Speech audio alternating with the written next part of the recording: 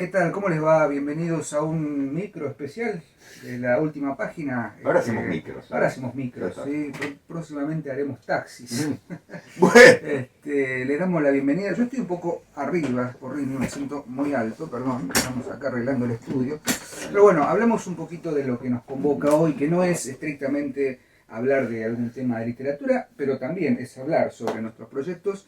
No se asusten, hoy va a haber programa, ¿sí? Estamos tomándonos estos minutitos previos para presentarles las novedades. Queremos contarles, Sebastián, que como habrán visto en el último video del jueves pasado, hemos habilitado finalmente nuestra cuenta en Patreon.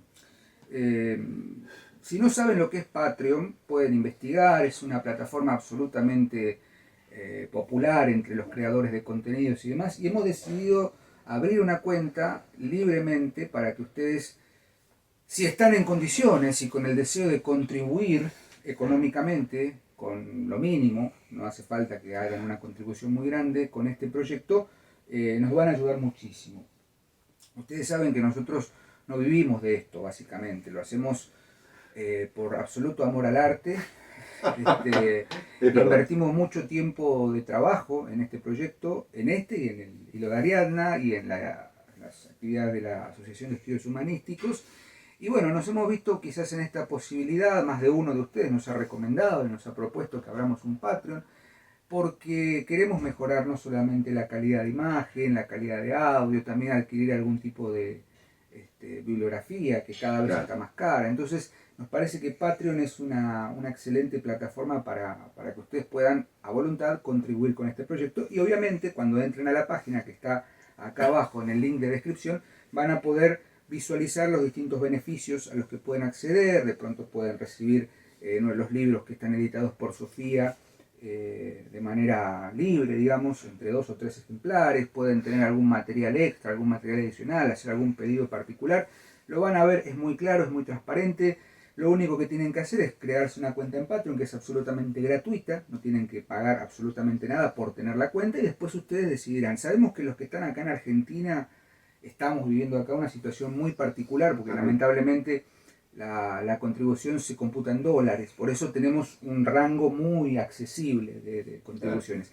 Nuestros suscriptores y espectadores que están fuera del continente americano, fuera de la Argentina, dentro del continente también, pero fuera de Argentina, quizás no tengan ese problema que tenemos acá con la situación cambiaria, pero no me quiero meter en eso. Eso por un lado, queremos invitarlos a que vean el Patreon y imaginen que para nosotros cualquier contribución, por mínima que sea, es un enorme halago y es un enorme empuje para seguir haciendo. No quiere decir que a partir de ahora que tenemos Patreon nos vamos a poner en un lugar. No. Vamos a seguir haciendo los mismos contenidos, el mismo nivel de análisis que solemos tener los lunes, los jueves, porque esto es simplemente un agregado. No vamos a quitar nada o vamos a hacer alguna preferencia con los de Patreon. No, vamos a seguir haciendo lo mismo independientemente de lo que contribuya. Eso por un lado. Vamos al segundo tema antes de empezar el programa de hoy. Queremos compartir con enorme alegría un logro del señor Sebastián Porrini. Acaba de, si quienes nos siguen en Instagram lo saben ya, acaba de salir publicado en España, por Ediciones Matrioska, tu libro, Sebastián. ¿Querés contarnos un poco? Bueno, sí, gracias, Diego. Los otros es un texto extenso, valga decirlo, en el que tiene como subtítulo La metafísica operativa en los siglos XX y XXI. Está explicado en la introducción por qué esa terminología, y lo que he hecho es trabajar con 21 pensadores, artistas, digamos así, para no decir metafísicos, ¿no?, que pareciera ser algo muy particular, escritores también, que tienen la particularidad de que llevaron adelante un proyecto en pro del mantenimiento de lo que llamamos la metafísica, o una mirada trascendente, para decirlo. Entre ellos están René Guénon, Ananda Coomaraswamy, que ya hemos hablado de alguno de ellos, y hay un grupo de argentinos también, ¿sí?, entre los que está Ángel Fareta, Julio Valderrama, Héctor Murena, Vicente Fatone, García Bazán, y termina, bueno, digamos con bombos y platillos, no por mi estilo, sino por quien se trata, con el querido Roberto Calazo. El libro trabaja con 21 pensadores. Bueno, es la idea de acercarles un poco las ideas más importantes de estos hombres a través de su obra, ¿no? En algunos casos de escritos y en algunos casos de una obra muy particular. También hay algún latinoamericano, por supuesto, y hay muchos pensadores europeos, asiáticos, desde distintos puntos de vista, sufis, judíos, budistas, y algunos que no necesariamente están en una tradición, digamos, de tipo religioso, sino de otro tipo, ¿no? Es decir, de instituciones más, digamos así, no de corte religioso. Así que bueno, los invito a que espero que libro, yo tuve la posibilidad de leer la mitad del libro en su manuscrito, para hacer alguna observación, sí, y demás, de ese privilegio. Es un libro que, para todos ustedes que están interesados en seguir profundizando en la tradición, en el pensamiento tradicional y sus variantes y sus derivaciones, está completo ahí. Pero acá viene la parte importante que debemos aclarar. Este es un libro que nació acá en el espíritu de la Asociación de Estudios Humanísticos, pero que amablemente, gracias a las ediciones Matrioska de España, ha sido solamente editado en España. Sí. Con lo cual, si ustedes quieren acceder a ese libro, lamentablemente no lo van a poder conseguir en Sofía, Casa Editorial, sino que vamos a dejar el link para que ustedes entren a la página de Ediciones Matrioska y puedan hacer el pedido. Hoy circula como ebook, ¿no? Hoy circula como ebook. Prontamente, para el resto del mundo, circulará en papel. En papel. Porque es Ediciones Matrioska trabaja por pedido. Exactamente. Entonces, conforme ustedes vayan pidiendo el libro, van a poder imprimir esos libros. Exactamente. No es muy caro, dentro de todo. Insisto, la situación cambiar en Argentina es más complicada, pero para todos los que están en España, sobre todo, y en el resto del mundo, los que estamos acá en Argentina, accederemos al libro en formato digital. Claro. Pero acá viene el tercer anuncio. Bien. Junto con Ediciones Matrioska, Sofía, Casa Editorial, a la que pertenecemos como autores, digamos, ha hecho un convenio muy importante, con lo cual todos los libros que se han publicado acá en Argentina, de Sofía, Casa Editorial, van a ser editados en España y van a tener la posibilidad de recibir ese libro en formato digital o en formato papel, todos aquellos que estén fuera de la Argentina. Exacto. ¿Sí? Nos han preguntado infinidad de veces cómo hago para conseguir dioses, cómo hago, inclusive los libros que Sebastián tiene antes de que existiera la última página, también van a ser editados allí. Exacto. Estén atentos a las novedades. Sofía, Casa Editorial, sigue trabajando con nosotros, va a seguir editando acá en Argentina, van a seguir estando los libros en papel acá en Argentina, pero le agregamos, ¿sí? Gracias a este convenio que hemos hecho con Matrioska, la posibilidad de tener distribución en América Latina, Estados Unidos y Europa. Claro. Europa. Con lo cual estamos de festejo. Estamos de festejo. Llegamos a 12.000 suscriptores. Sí, bueno, acá está la celebración. Lo teníamos ahí guardadito a la noticia, hasta que tenemos ya el libro. Así que bueno, este pequeño corto, pequeña introducción es simple y llanamente para que sepan, para que vean esto. Lo vamos a dejar como video fijado en el canal. Bueno, y hoy van a ver no sé qué programa. Claro. Creo que hoy sale Papini en breve, ¿sí? Que lo hemos grabado hace un tiempo. Pero bueno, queríamos compartirles esto, estoy muy contento por Sebastián, te felicito.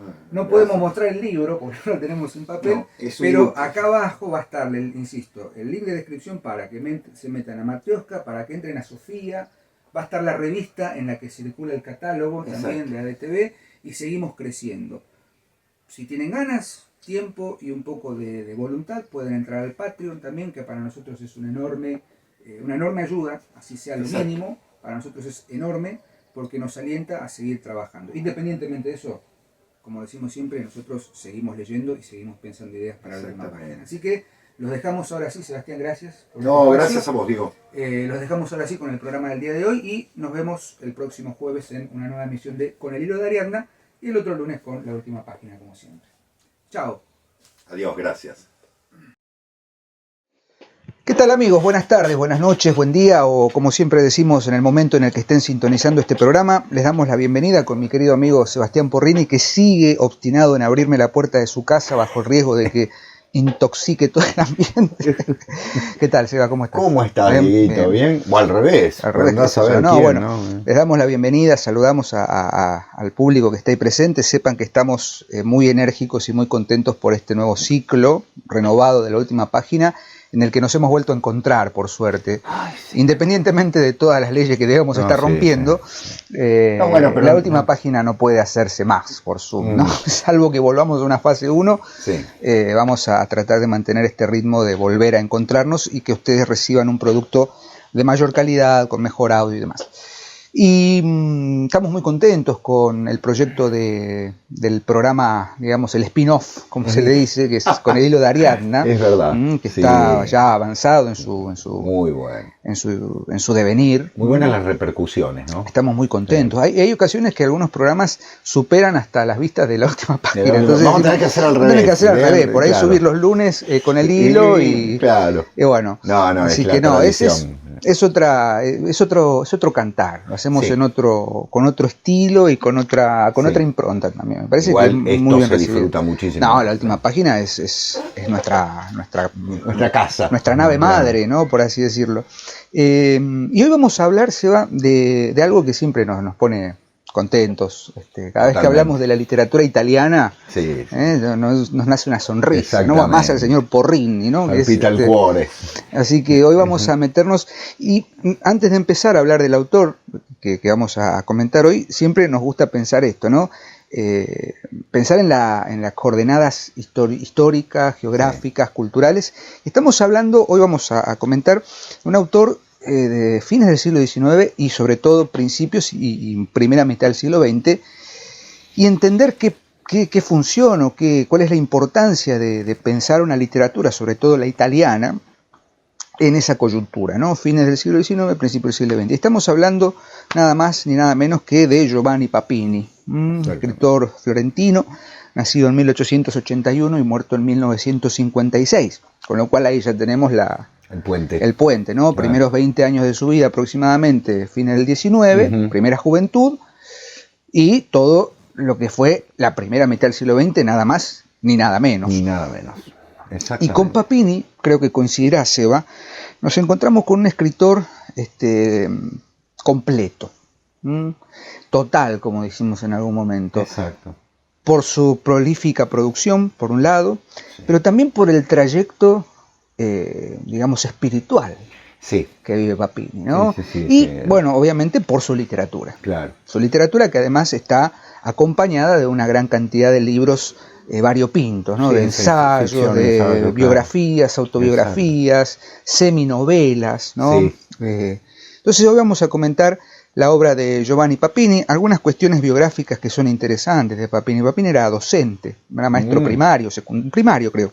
Y dio clases en la universidad. Y dio clases en la universidad, fue bibliotecario después, durante mucho tiempo, de una familia no muy adinerada, con lo cual gran parte de su capital era su capital intelectual, su capital de lecturas, ¿no? Las bibliotecas que él transitó forman, digamos, su acervo más importante para entender luego la producción que vamos a encontrarnos con Papini. Pero hay algo esencial. Papini fue ateo en sus primeros años. Fervoroso ateo, hasta que sucede algo en él, que es la conversión al catolicismo, ¿no? De hecho, la anécdota cuenta que su madre lo bautizó a escondidas, porque Luciano Papini, creo el padre, no lo quería bautizar. Claro. Y la madre, por una cuestión tradicional, por una cuestión, digamos, de Florencia, la Italia, viene del siglo XIX, ya hay que bautizarla, lo lleva a escondidas a la pila bautismal. Y bueno, es bautizado, pero no será hasta sus años de juventud que él decide transformarse al catolicismo. Digamos, Diego, que todo italiano es católico, no importa que sea ateo, ¿sí?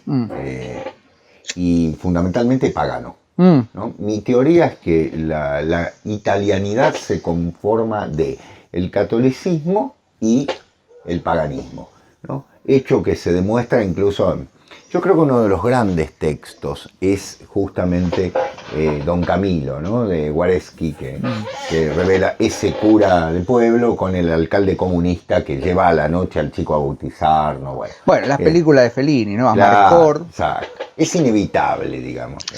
Pero inclusive en Papini hay como una, no sé si tanto esa sinergia entre católico y pagano, pero sí me parece que hay un espíritu abierto al mundo. Sí. Y sobre todo un espíritu abierto a una totalidad y un espíritu muy lúcido para ilustrar cuál es esa problemática de la vida moderna. de la sociedad moderna del siglo XX, ¿no? De la pérdida de una sociedad. ¿Sabes que Mircea Eliade, con quien tuvo una amistad reconocida, sostenía que, o sea, decía de Papini que era un, ¿cómo se dice? Esto que hacen con los animales, un taxidermista. Un taxidermista. De almas, ¿no? Es decir, Papini es, en su literatura, en sus cuentos, en sus, como decíamos, seminovelas, en sus ensayos filosóficos, en sus ensayos sobre historia de la literatura y demás, logra delinear las profundas ambigüedades del alma humana, ¿sí? A partir de una idea de que, bueno, todo el mal del mundo nace y muere en el hombre, básicamente. Exactamente. ¿No? La dualidad del hombre entre Dios y el diablo, ese tránsito entre lo divino y lo diabólico, está presente, y máxime cuando pensamos en la Europa de inicio del siglo XX. Claro. El positivismo. Una Europa absolutamente muy bien marcada por el positivismo, claro. una Italia que está a punto de vivir, digamos, el fascismo más omnímodo, que vendrá luego la Guerra Civil Española, vendrá la Primera, la Segunda Guerra Mundial, y Papini en ese contexto logra hacerse un lugar en las letras de la literatura italiana manera, ¿no? Y de la literatura universal. Gran admirado por Borges, Papini, ¿no? Le dedica, de hecho, uno de los volúmenes de su famosa biblioteca personal, la Capa Negra, está dedicada a 3 textos de Papini, con un prólogo muy, muy lindo, ¿no? Yo lo tengo acá, que le dedica a Borges. Y viste, Borges, cuando empieza a hablar de algunos autores, ¿no? Dice: Papini, a lo largo de su larga vida, puede haber sostenido sinceramente doctrinas antagónicas, ¿sí? Hay estilos que no permiten al autor hablar en voz baja. Papini, en la polémica, solía ser sonoro y enfático. Negó al Decamerón y negó a Hamlet, ¿no? Como diciendo los hechos importantes. No sabemos cuál es su cara, porque fueron muchas sus máscaras.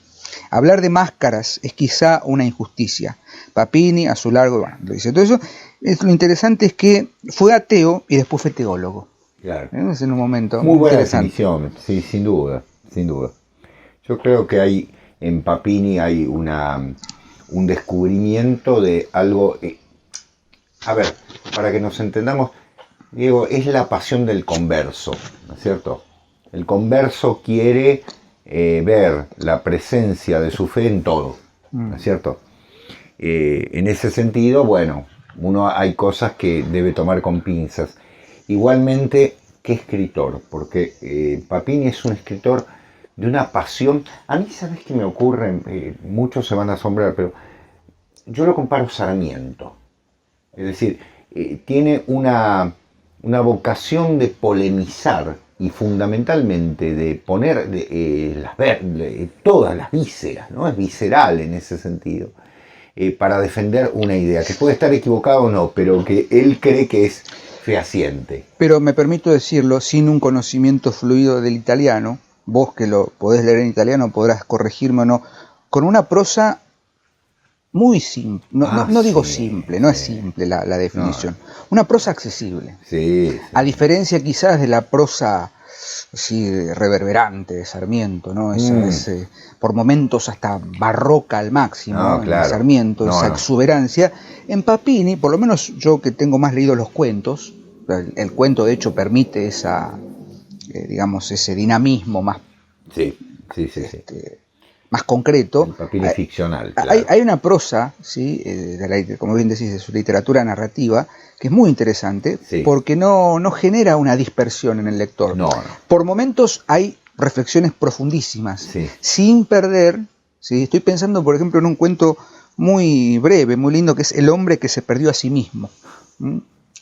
Que Borges dice, gracias a ese cuento yo escribí en Cambridge mi cuento El doble, ¿no? Le dio letra a Borges para hablar del dualismo. Ya en ese cuento, narrado en primera persona, uno de los recursos casi primarios de Papini, ¿no? Muchos de sus cuentos están narrados en primera persona, es un cuento cuya anécdota es muy simple.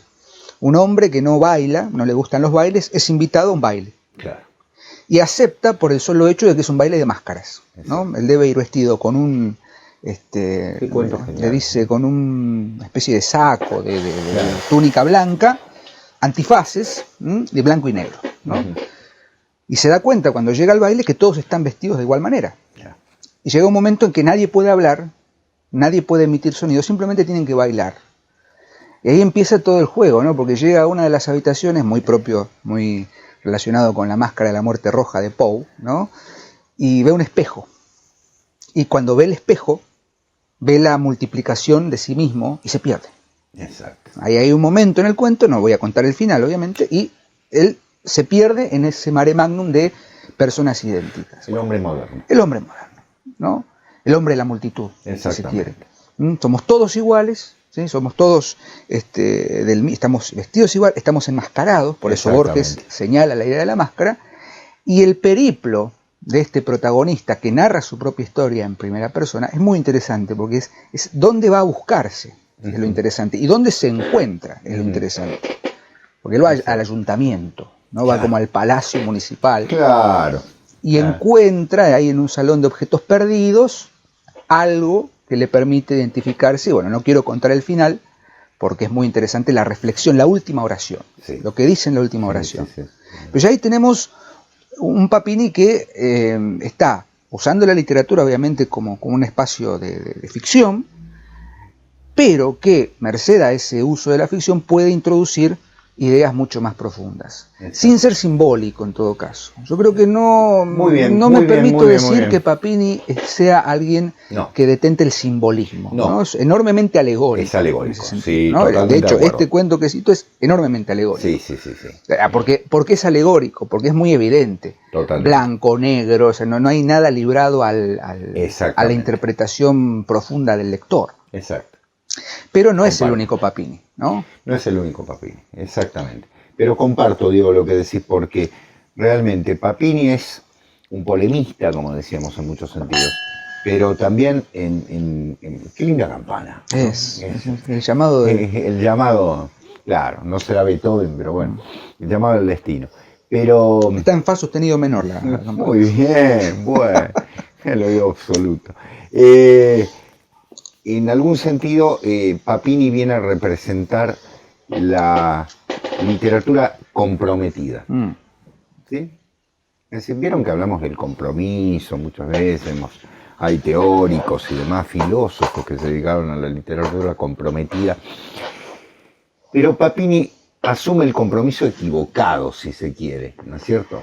Porque en esos años era otro el camino, y él se compromete con algo que es difícil de defender en ese momento, como es la literatura desde el punto de vista de un católico, ¿no? A mí me gusta decir que es un católico escritor, no un escritor católico, como dijo Graham Greene, ¿no? La frase no es mía, es de Graham Greene.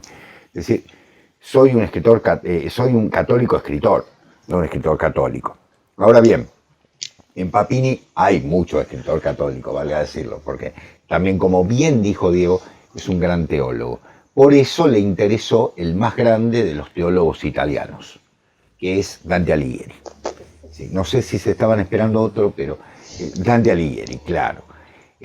Papini escribió, para mí, uno de los mejores libros sobre Dante, que se llama Dante Vivo.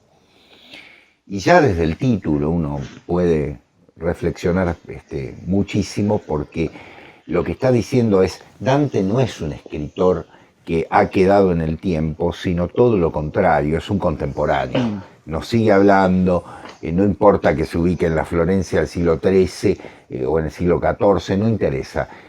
Dante está allí perfectamente vivo, de manera tal que sigue hablando a los seres humanos con una contingencia, si me permiten el término, notable. Pero, como bien decía Diego, más allá de estos ensayos, Papini escribe una cantidad de textos enormes sobre distintos aspectos. No me voy a meter en la historia de Cristo, porque la historia de Cristo de él es una belleza, pero en realidad es un evangelio, digamos, apócrifo, si se me permite el término, ¿no? Ni tampoco me voy a meter con la logia de los bustos, ni con esos libros, sino más bien con su ficción larga. Por ejemplo, Gog y Magog, o por ejemplo El Libro Negro, del cual tengo yo una edición, Diego, que, mira, te la voy a mostrar, bueno, se me cayó el otro. El Libro Negro es una cosa, mira lo que es, ¿no? Una pieza de museo. Verán ustedes la dimensión de este libro, ¿Qué es el libro negro? Bueno, valga decir que, por empezar, Gog y Magog, que es la primera parte, podríamos decir, hay un personaje que justamente recorre el mundo en una cantidad de aventuras que pueden ser tomadas como cuentos. Y en este sentido es absolutamente ficcional. Y entonces recorre distintas partes del mundo, cada una de ellas para ver distintos aspectos. Por ejemplo, Molotov lo va a ver al que es canciller de la Unión Soviética, ¿no? A Lin Yutang, ¿sí?, que también lo hemos nombrado en algún momento, va a ver a Ernest Lawrence para hablar sobre la bomba atómica, va a ver a Salvador Dalí, va a ver a Marconi, ¿no es cierto?, a Picasso, a Voronov, y luego hay reflexiones sobre distintos autores: Víctor Hugo, Stendhal, Kafka, Tolstoy, Goethe, Kierkegaard, Robert Browning, William Blake, que ya lo hablamos en algún momento, pero con algo particular. ¿Quién es este Gog? Es un rico norteamericano. Goggins, Claro. señor Mr. Goggins. Claro, exactamente. Exactamente. Es el típico norteamericano rico que tiene posibilidades capitalistas de moverse en el mundo, y entonces desde esa mirada va viendo lo que ocurre, pero con la sutileza de que Papini justamente va juzgando ese mundo. ¿Por qué? Porque en uno de los grandes textos de Papini se habla justamente de la pérdida de un mundo en el que la sociedad conversa en la calle. Yo me detengo en esto. En ese sentido me sale lo mediterráneo, ¿no? Es decir, la sociedad que no conversa en la calle es una sociedad que está absolutamente adocenada, o si se quiere mercantilizada, o si se quiere tecnificada, de tal manera que se pierde la concepción del ciudadano activo, ¿sí? Si ustedes quieren, se pierde la democracia. ¿Sí? Me estoy metiendo en camisa 11 varas, dice Diego con el gesto. Bueno, sí, claro. Es decir, todo está tan tecnificado que el mismo Papini hace 70 años dice que en Florencia ya no existe el acarreo de los materiales, ya no existe, por ejemplo, el canto de los vendedores, lo que nosotros diríamos los distintos tonos, ¿no?, que imponen las formas de vender los distintos productos, los pregones, ese era el término, ¿no? El pregonero. El pregonero, que hace de alguna manera la vida cotidiana y que hace perder la esencia del ser humano. Vos seguí, me tomo una pequeña licencia. Sí, permiso. Diego, por supuesto, estamos en un ámbito libre. Veo que, bueno, Perdón, claro, nosotros, aparte es un whisky católico. Sí, es el número del VAT. Perdón, la empresa nos debe regalías. Auspicia la última página, entre otras marcas. Claro, exactamente. Necesitamos tabaco y necesitamos escocés. Exactamente. Bueno, con el tabaco hay un problemón en Argentina, pero bueno, valga decirlo. VAT 69, ustedes saben, significa Vaticano 69, que es el número del teléfono antiguo del Papa. Vamos a dejarlo acá, paréntesis. le hacemos publicidad A ver oculta, a ver si la gente de VAT 69 se juega. Se juega. Vamos acá. Ahí está. Bueno, ¿qué ocurre? Yo voy a poner la mano encima como si fuera un bastón. ¿Qué ocurre? Que, volviendo a Papini, Papini tiene una conversión, como decía Diego, y yo les recomiendo leer un libro en el que él habla de esa conversión, que se llama Un hombre acabado. Lamentablemente las ediciones, yo no sé por qué no se lo reedita, salvo en España, que está reeditando mucho, valga decir. Aquí en Argentina la edición que yo tengo es de papel de diario, de los años 40. Es un libro inquietante realmente, en el que una persona a los 30 años se considera terminado, ¿sí?, hasta que vive la conversión. Y él dice, un nuevo despertar, ¿sí? Es el Papini de la década del 10, que está viviendo justamente una conversión al cristianismo y que descubre que su esencia es profundamente cristiano-católica, ¿no? Y eso lo lleva a una conversión de toda su lectura. Imagínense lo que significaba para un autor que ya había publicado, ¿no?, y que ya había publicado polémicas con el cristianismo. Es decir, era toda una toma de postura muy fuerte que él va a defender desde esta nueva conversión. Y voy a ir al último libro de Papini. Antes de morir, ustedes saben que él se queda ciego y tiene una especie de parálisis. Rechaza en un momento una cátedra porque sabía que no iba a poder llevarla a cabo, porque estaba miope y después, bueno, claro, pierde la vista ya progresivamente. Exactamente.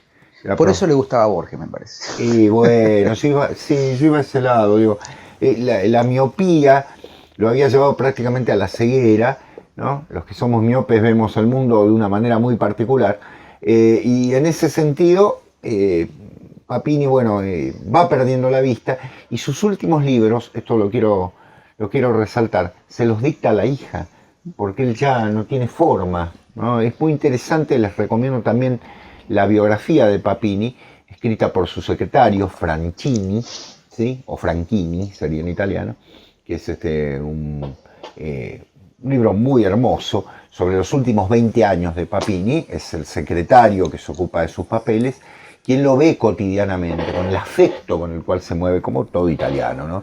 En la familia, en esa casa donde conviven todos y demás. ¿Cuál es el último libro del cual les quiero hablar? Y está traducido al castellano. Es un libro que lamentablemente la edición, yo la tengo, es una edición muy antigua, no se ha reeditado, pero habría que hacer fuerza para que se reedite, que es El Juicio Universal. Es decir, Papini se da cuenta de que Dante ha escrito la Divina Comedia, entonces él, como buen florentino, es decir, como coterráneo de Dante, decide escribir El Juicio Universal, es decir, lo opuesto, ¿no? Es decir, la idea de cómo vendrá el fin del mundo para juzgar. Es impresionante. ¿Por qué? Porque en ese enorme libro, Papini hace juzgar la acción de personajes reales, de papas, de políticos. Saben que hay argentinos, está Rosas, ¿sí? Está Juan Manuel de Rosas, que es tratado como un tirano, ¿no? Y es juzgado justamente por esta vida correcta o incorrecta que han tenido. Es un libro muy original, valga decirlo, porque Papini tiene una particularidad que la dijo Diego, es un teólogo, en última instancia. Un teólogo que escribe desde la literatura. Y en ese sentido se parece muchísimo a Dante, a su admirado Dante, ¿no? Que también es un teólogo, porque inevitablemente es el más grande de los poetas, pero es un teólogo en muchos sentidos, y mejor que muchos teólogos, para resolver ciertos problemas de la metafísica. Ahora, comparto lo que dice Diego, ¿no? Hay mucho de alegoría. Es decir, es muy claro el mensaje en ese sentido, es unívoco, eso sería lo que queremos explicar con la alegoría, más que simbólico. Tal vez es simbólico en algún cuento, ¿no? Hay algunos cuentos donde tiene un cierto vuelo simbólico, pero en sus textos, desde el punto de vista ensayístico, es un escritor alegórico. Vos sabés que a mí me gustaría retomar algo que dijiste así medio a vuelo de pájaro, que es Gog, ¿no? Gog y Magog. Es una novela, bueno, no es una novela en rigor de verdad, son como epístolas en realidad, ¿no? Es unas 70 cartas con un prólogo de un GP, claro. Un GP que es el autor real, pero también es, digamos, la figura Papini. autoral, Giovanni Papini, que narra cómo él se encuentra con el señor Gog en un manicomio. No se alarmen por lo que voy a decir, yo conocí al señor Gog en un manicomio. Y el libro empieza con un epígrafe tomado del Apocalipsis, ¿no? Que dice: Satán será liberado de su cárcel y saldrá para reducir a las naciones Gog y Magog, ¿no? Y de ahí vendrá el título. Con el juego bíblico, claro. Bíblico, porque Gog es el apócope de Goggins, ¿no? Claro. Este especie de magnate norteamericano que tiene contacto con personajes, como bien dijiste, ¿no? Mahatma Gandhi, Henry Ford, ¿no? Claro. Lo interesante de la novela Gog, me parece, es que uno puede... A mí cuando investigaba sobre esta novela, pensaba en Bubar y Pécuchet. Ah, bueno. Sí. ¿Por qué? Vos fíjate la lógica. A mí me gusta hacer esos juegos, ¿no? Sí. Un paréntesis. En la literatura irlandesa se dice que hay un tránsito entre los grandes poetas irlandeses, entre Yeats y Seamus Heaney, ¿no? Yeats muere en 1935, año en que nace Seamus Heaney, ¿no? Como una cosa, me gusta pensarlo como si, bueno, 39. Muere en el 39, pongamos por caso, 35, 39, por ahí los años no importan tanto. Bubar y Pécuchet es de 1881, año en que nace Papin, ¿no? Pero para pensar así también en eso. Que lo hemos comentado cuando hicimos el programa dedicado a Flaubert. Bubar y Pécuchet es el canto final de la totalidad del conocimiento del mundo del siglo XIX. ¿No? Estos dos personajes medio extraños, medio tarambanas, deciden llevar ese proyecto loco de probar todas las artes, ciencias posibles y fracasan en todas. En todas. Se dedican, qué sé yo, a la química, se dedican a la botánica, se dedican a la literatura y para eso estudian todo lo que se sabe al momento de eso. Bueno, ¿y qué es Gog en definitiva?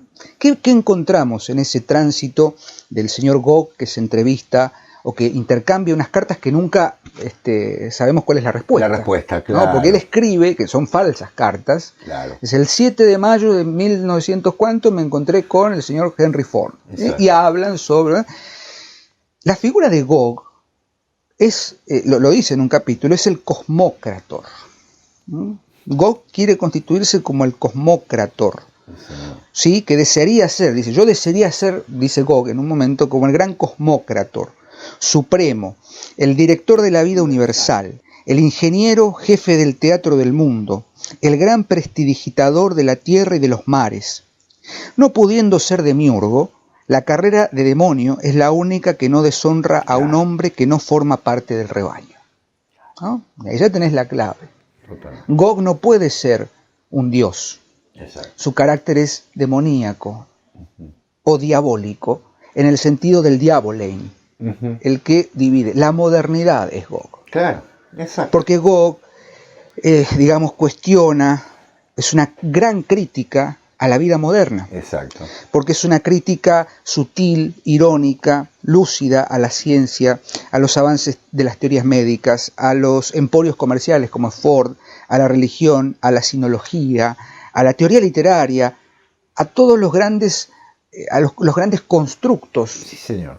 ¿Sí? Ideológicos. Positivistas, claro. ¿sí? Bueno, ideológicos, claro. Que vienen a plantear un paradigma que es muy interesante en Papini, del civilizado bárbaro, o del bárbaro civilizado. Exactamente. ¿No? La modernidad es la civilización de la barbarie. Ahí vos citabas a Sarmiento, podríamos hacer esa relación. Sí. Es decir, duda. ¿qué es la modernidad en definitiva? Es la destrucción de toda forma de pensamiento tradicional, ¿no? Claro. Y en definitiva los principios son los mismos, porque vos bien decís, si las civilizaciones consideradas bárbaras, las civilizaciones arcaicas, eran civilizaciones externas, eran civilizaciones de contacto, eran civilizaciones ritualistas, la sociedad moderna es una sociedad interna, es una sociedad carente de rituales, es una sociedad, como bien decías, sostenida en la anulación de la conversación en la calle.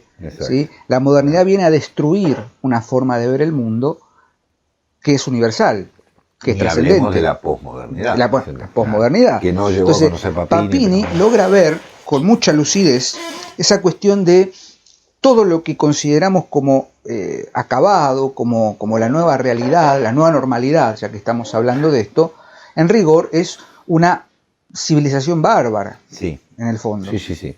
Sí, Diego, es tan cierto lo que decís, que Papini, que vive 11 años más de la finalización de la guerra, él se lamenta porque la llegada de Norteamérica a Europa significó obviamente la liberación, ¿sí? En primera lectura, pero significó también el fin de la cultura europea.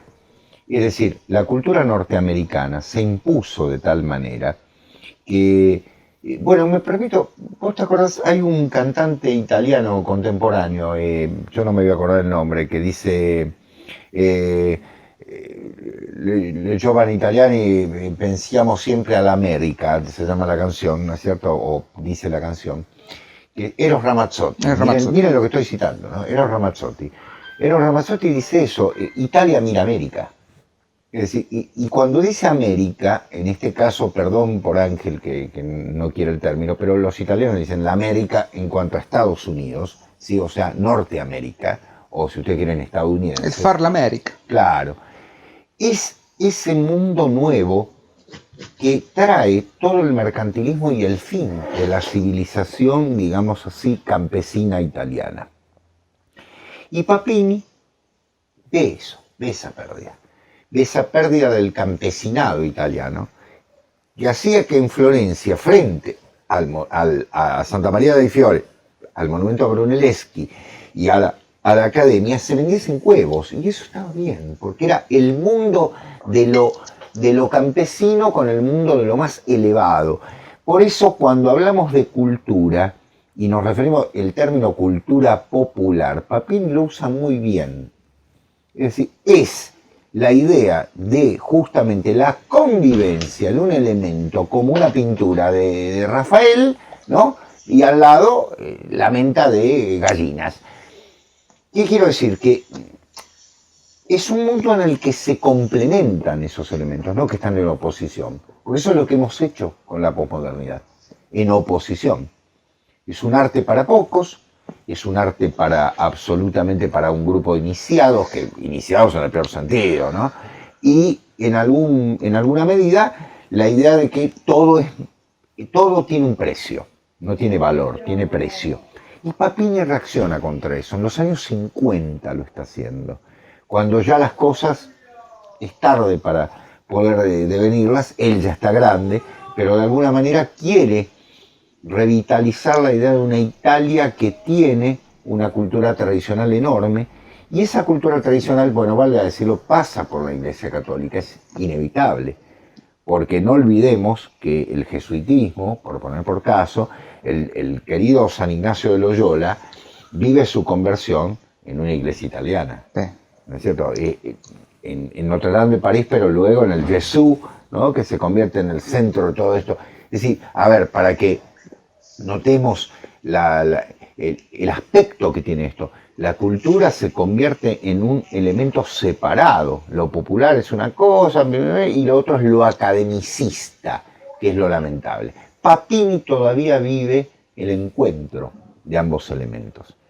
Y como bien decía Diego, que él hablaba muy bien del paso, ¿no? Es el fin de eso.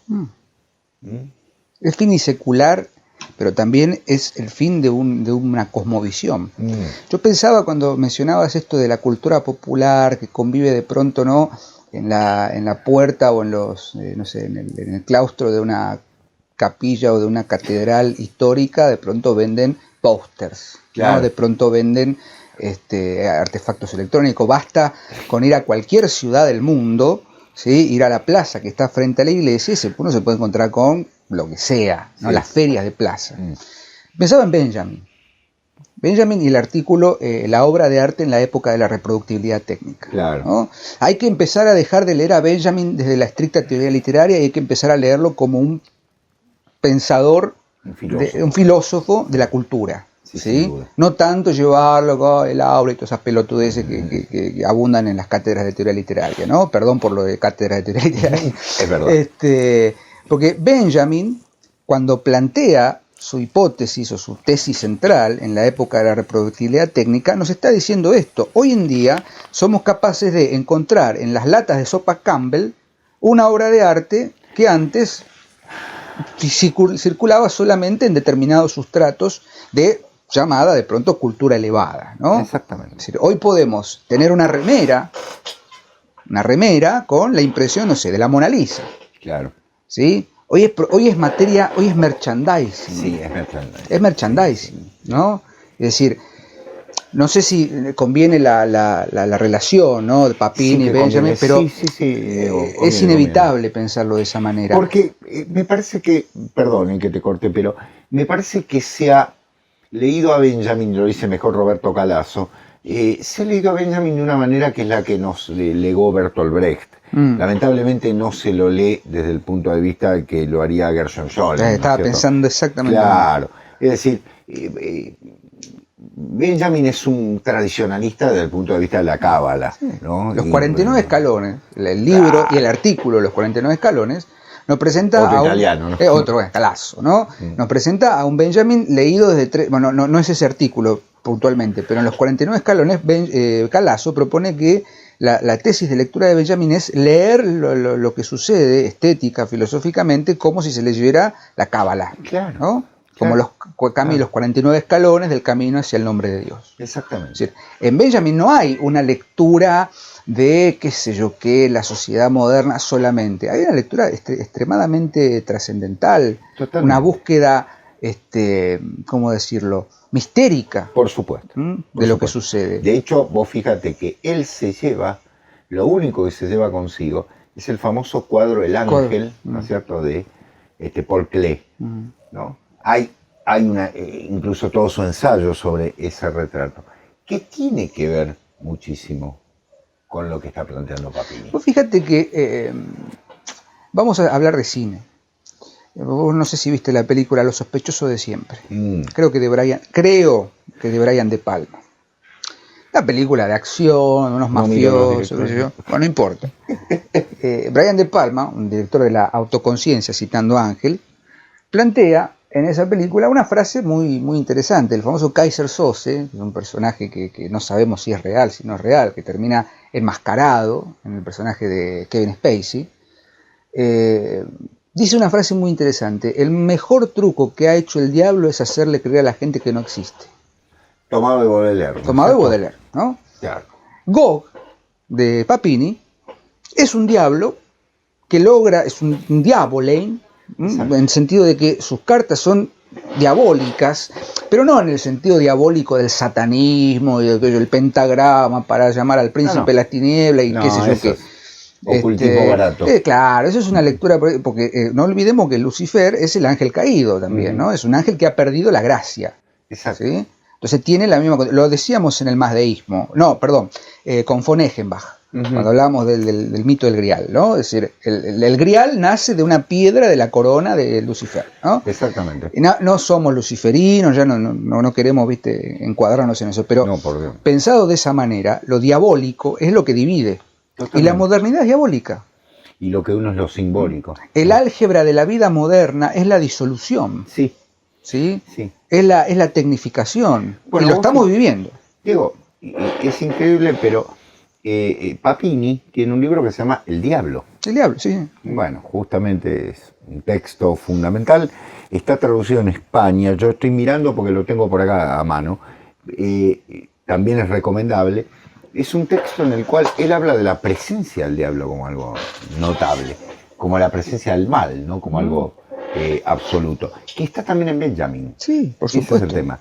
Lo que ocurre es que se ha leído a todos estos autores encasillándolos. Y acá voy a permitirme, digo, es cierto que Papini aceptó una curul, una silla en la Real Academia Italiana de la Lengua en el fascismo. Es cierto. De hecho, le dedica un libro a Mussolini. Sí. A Benito Mussolini se lo dedica. Bueno. Exactamente.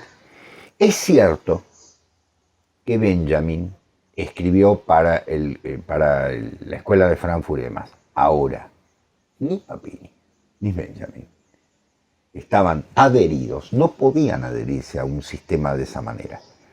Benjamin es una víctima de eso, y Papini también. Por algo, en ese sentido, ambos se dan cuenta de que hay otra cosa, hay una lectura superior detrás de todo eso. Vamos a poner otro caso que viene a mi mente, es el de Vygotsky. ¿No? Vygotsky, por favor, anoten los que estudian letras o los que estudian psicología y demás. Vygotsky no es el fundador de la psicología constructivista y de las boludeces esas ¿cómo se dice?, de la zona de desarrollo próximo. Entonces, Vygotsky era un lector de Feuerbach. Por eso lo persigue el régimen estalinista, el régimen soviético. Y se murió antes de que lo mataran. Sí, señor. Porque las tesis de Vygotsky, ¿sí?, bien leídas, son de un marxismo totalmente disidente al marxismo o al socialismo en boga en la Unión Soviética. Es que el verdadero marxismo, Marx sería quemado en por algo Marx escribe las tesis contra Feuerbach, las tesis sobre Feuerbach, que son en realidad para contradecirlo, porque no se banca una mirada de Feuerbach, que es discutible en todo caso, ¿no? Porque Feuerbach era un teólogo o un filósofo de la religión muy particular, ¿no? Esta idea de asociar que en rigor Dios es una creación del hombre, no es una entidad superior, bla, bla. Bueno, esta cuestión discutible, pero era un pensador totalmente lúcido en ese sentido. Vygotsky, que adhiere y lee a Feuerbach en una suerte de dialéctica mucho más compleja. Las teorías del lenguaje y del habla, del pensamiento y del habla de Vygotsky son mucho más ricas leídas en esa clave y no solo en clave pedagógica, ¿no? Porque hoy se lee a Vygotsky como si fuera el padre fundador del constructivismo y no tiene nada que ver con eso. Por supuesto. Entonces pasa también con Papini, con Benjamin, con Vygotsky, que son leídos desde una mirada totalmente sesgada. Sí, lamentablemente. Entonces, sí. Quien caiga en la vida de Papini y diga, pero fue un fascista porque le dedicó sería decir que Borges fue un pésimo escritor porque le dio la mano a Videla. Claro. o ¿sí? a Es Pinochet. deplorable. Videla, Pinochet son unos seres deplorables, ¿sí? Ahora, no hay que juzgar, me parece, y esto es una toma de postura, no hay que juzgar a un pensador, a un escritor, a un artista por sus ideas políticas, porque generalmente a veces meten la pata, hasta el cuadril. Mira, ¿no? desde Platón para acá, bueno, ¿no es cierto? Siempre lo hemos dicho, desde Platón para acá, las metidas de pata son enormes. Platón apoyó una dictadura y de ahí en más lo que querramos. Sin embargo, podemos hacer el filtro. Por supuesto, es que es El necesario. pensador tiene que hacer el filtro. El decantar. Exactamente. Y con Papini me parece que quienes lo atacan solamente por una etapa en la que puede ser que sea horrible, pero, y lo es, ¿no? Yo soy lo menos fascista que pueda existir, pero también tener en cuenta que era una época compleja en la que un gran escritor a veces puede, ¿cómo decirlo?, cometer errores graves, ¿no? Sí. Yo estoy pensando en este momento, a mí siempre me viene a la mente el gran Luis Ferdinand Céline. Luis Ferdinand Céline para mí es uno de los grandes autores del siglo XX y bueno, lamentablemente fue uno de los que levantó el brazo y dijo ciertas cosas horrendas. Pero eso no quita que Viaje al fin de la noche o que De un castillo a otro o que algunos de sus textos así más desordenados sean joyas. Alguien nos preguntó en algún momento, la política y la literatura. Yo creo que la literatura siempre hace política, siempre hace política. Pero tenemos que saber leer en ese sentido. Dante hizo política, la hizo Shakespeare, la hizo Cervantes, por supuesto, la hizo Quevedo, la hicieron todos los grandes maestros. La hizo Yeats, ¿no es cierto?, por tomar un caso. ¿Quién diría que Yeats es, sin lugar a dudas, la bandera de Irlanda? Fue senador.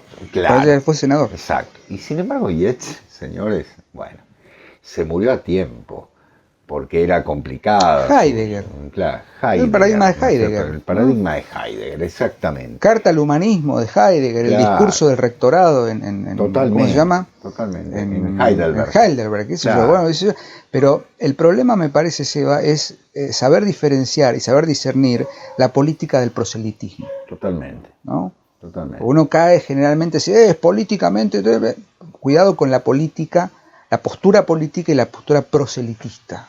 Totalmente. ¿No? Es uno de los grandes males de nuestra sociedad y nuestra literatura. Hay un autor argentino que escribió un libro que se llama El barro de la filosofía. En realidad, yo opino en el sentido contrario. La filosofía nunca va a embarrarse en ese sentido, porque justamente el filósofo debe ser leído más allá de esas contingencias. Si no, evidentemente no es un filósofo. Lamentablemente ponemos el término filosófico a muchas personas que no lo son. Y estoy pensando, que Ángel lo nombró, en Carl Schmitt, uno de los más grandes politólogos y filósofos de la política del siglo XX. Yo hay cosas que no comparto con Carl Schmitt, pero valga decir que todos estos hombres vieron algo particular, ¿no? Papini, Benjamin, Schmitt, y mirad de todos los ámbitos, ¿no? Roberto Calasso, Karl Kraus, ¿no? Porque me viene el nombre de Karl Kraus como un faro realmente. Bueno, su revista se llamaba eso. Con este sentido, el hecho de que estamos viviendo un mundo oscuro. Y ese mundo oscuro nos hace creer que estamos en la luz. Por eso nos vendieron la idea del iluminismo. Y ese iluminismo, en algún sentido, claro, si uno se opone, es un oscurantista. Bueno, he ahí la cosa. El hecho es que todos estos hombres, todos estos pensadores, digamos, entrevieron lo que de alguna manera el capitalismo iba a convertir el mundo, ¿no? El capitalismo privado o de Estado, no importa. Pero ¿en qué lo iba a convertir? Somos mercancía, y eso es algo a lo que Papini se opuso reiteradamente. Él tiene una frase enorme, dice que si no se puede resolver un problema en la universidad, hay que salir a la calle y agarrarse a trompadas, ¿no? Y en la Universidad de Florencia lo hacía. Bueno, obviamente es el espíritu italiano. ¿no? Vaya el homenaje a nuestro querido Nicolás Rossano. Nicolás Rossano, exactamente. En su episodio con otro italiano que no conviene nombrar. Sí, no conviene nombrar. Bueno, Benedetto Croce. Benedetto Croce. Se agarraba a trompadas. Claro. Primero que se le... ¿Y quién va a decir que Benedetto Croce no era un espíritu superior? ¿No? Bueno, pero bueno, en fin. Yo quiero cerrar con una idea. Adelante. La filosofía, como el barro de la historia, más que el barro es la arcilla. Muy bien. Más que el barro es la arcilla. Exacto. Fin. ¿Te parece? Gracias, hemos llegado a un punto de conclusiones interesantes y quedará el resto en manos de ustedes que nos están mirando y que comentan siempre cosas tan interesantes y complementan este intercambio, así que los invitamos a que comenten, a que estén atentos los lunes acá a la última página, los jueves estamos en Instagram todavía y con el hilo de Ariadna, el próximo jueves, y la revista de la Asociación de Estudios Humanísticos que ya va largo y tendido, si estamos ya pensando en el número 2, que tiene un éxito enorme. La verdad que sí, estamos muy felices. Gracias por estar ahí y nosotros, como siempre decimos, seguimos leyendo y nos vemos el próximo lunes en una nueva emisión de La Última Página. Chao. Adiós, gracias.